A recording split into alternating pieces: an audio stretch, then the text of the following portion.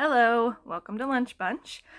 Today I'm going to continue reading from Geektastic, Stories from the Nerd Herd, edited by Holly Black and Cecil Castellucci.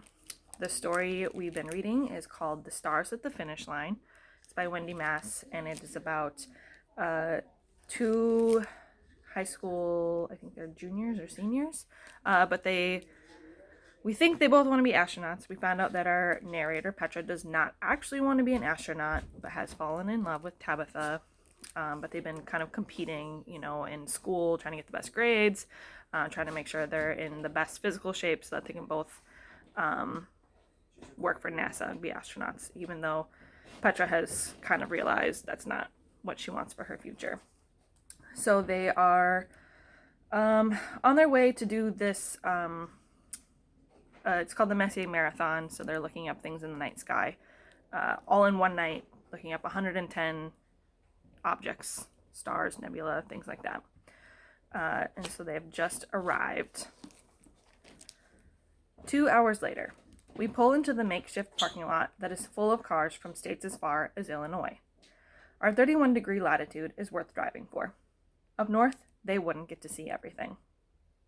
Hurry, Tabitha says, jumping out of the van. We need to get a good spot. I really don't think we need to worry. I wave my arm at the miles of open space. But she already has her metal cart set up and is yanking at her scope. Hang on, I tell her, reaching over to help. You have to be really gentle with these things. If a lens slips out of place, you're out of luck. She steps back, and I push the scope back into the van. Let's set up our station first, then get the scopes, okay? She salutes me. Whatever you say. That's what I like to hear, I reply, swinging my backpack onto my shoulders. I stick the waterproof blanket and my sleeping bag under one arm, the two beach chairs under the other, and trudge after her. After making a wide circle, she plops down her stuff. Here, looks good to me. We spread out on the blanket and arrange the chairs.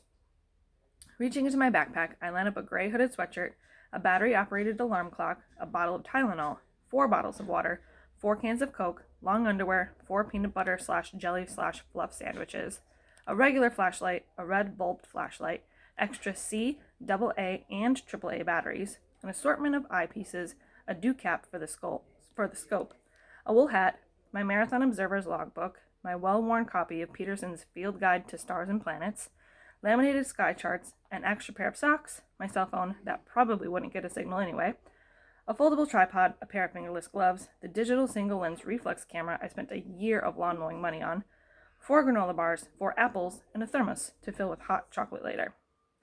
I'm double-checking my battery supply when I notice Tabitha watching me.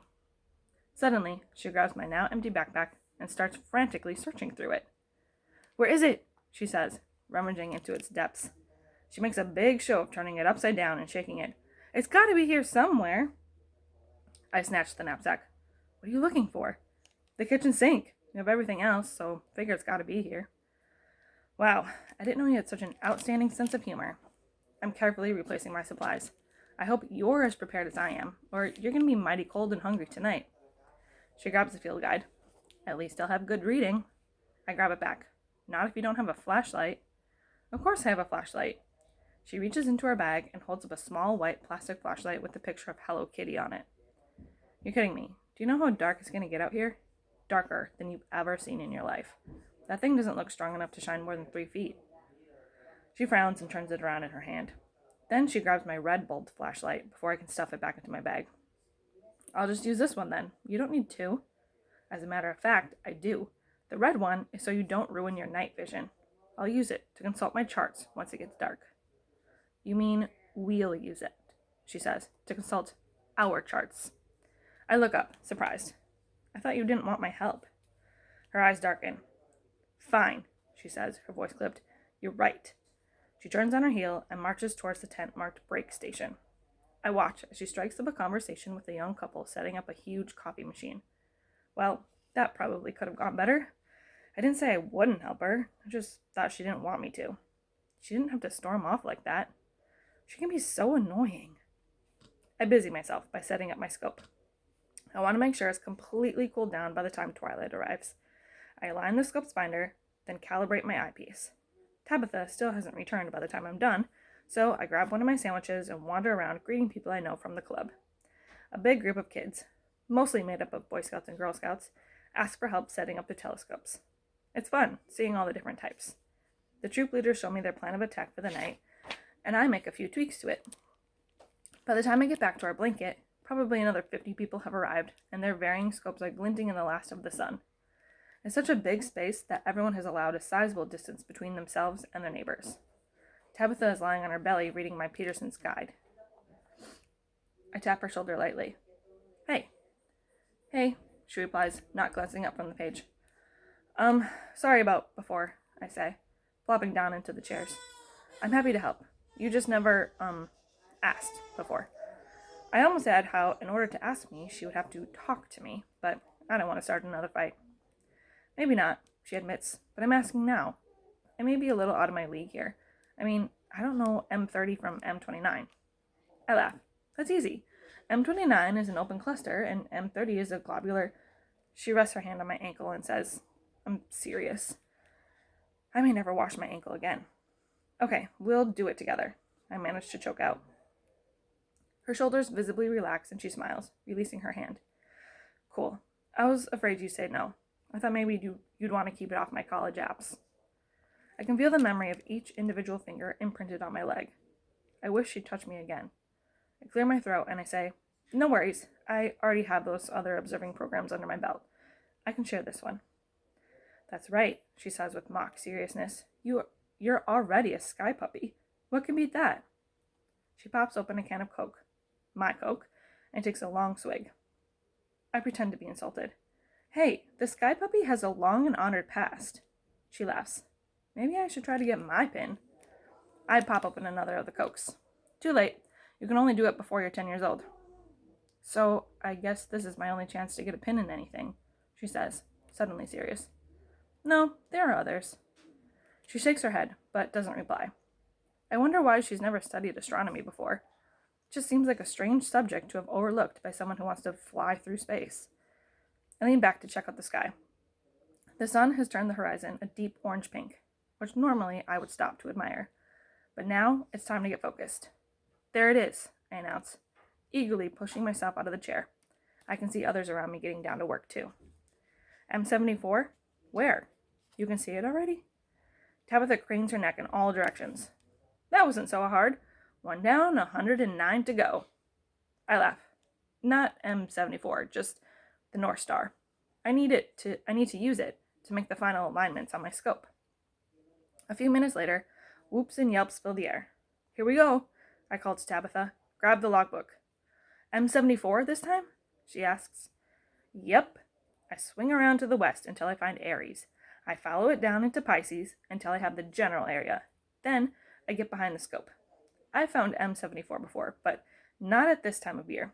It's a lot closer to the horizon now, which makes it even harder to find than usual. Got it. Come look. Tabitha leans against my arm as she closes one eye and peers through the eyepiece. That's it? She asks, sounding a bit disappointed. Just looks like a blob of stars. I smile, using a pencil from my pocket to make a check on the first line of my log. You'd look like a blob of stars at 40 million light years away. Wow, our eyes just absorb protons that are 40 million years old. How cool is that? No time to dwell on that now. Gotta find M77. That one's over 60 million light years away. Want to give it a try? She shakes her head. It would take me too long. We'd get too far behind. That's probably true. Okay, I'll find this one, but you'll do the next one. That one's so easy, we won't even need the scope.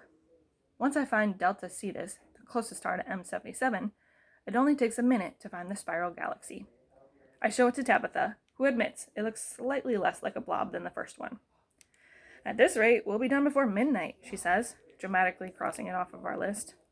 Sorry, it doesn't work that way. I know, she says, rolling her eyes. As the Earth rotates, different objects come and go from view all night, blah, blah, blah. You're a fast learner, I tease. So true. So what's the next one? She looks down at the list. M31, Andromeda Galaxy. You expect me to find that on my own?